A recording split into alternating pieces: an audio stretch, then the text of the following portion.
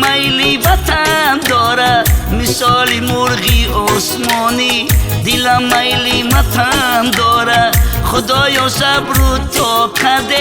در این ملک غریبانه غریب اندر دلش درد و بسر چشمانی غم داره خدایا صبر و طاقت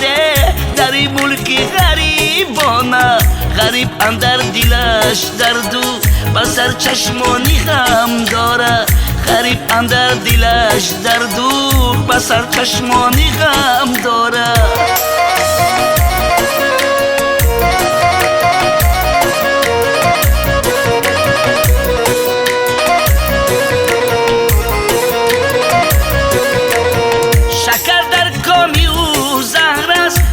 پشمانی و سرسانی با امید وطن در دید هزار فکر مسر داره شکر در کامی و زر است زی پشمانی و سرسانی با امید وطن در دید هزار فکر بسر داره هوا سردست و بارانی دلم میلی وطن داره مثال مرغی آسمانی دلم میلی وطن داره خدایا صبر و طاقت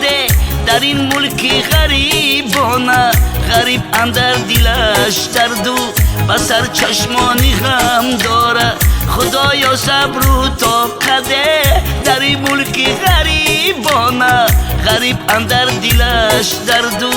بسر چشمانی غم داره غریب اندر دلش درد و بسر چشمانی غم داره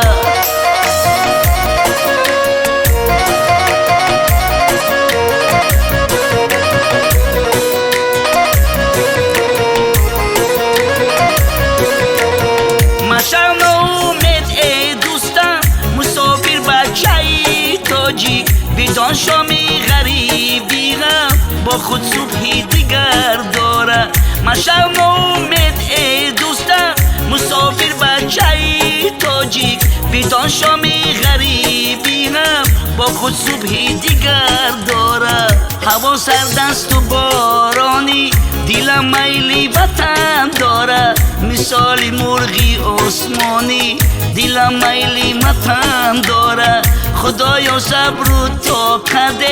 در این ملک غریبانه غریب اندر دلش درد و بسر چشمانی غم داره خدایا صبر و طاقت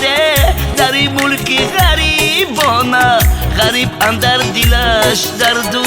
بسر چشمانی غم داره غریب اندر دلش درد و بسر چشمانی غم داره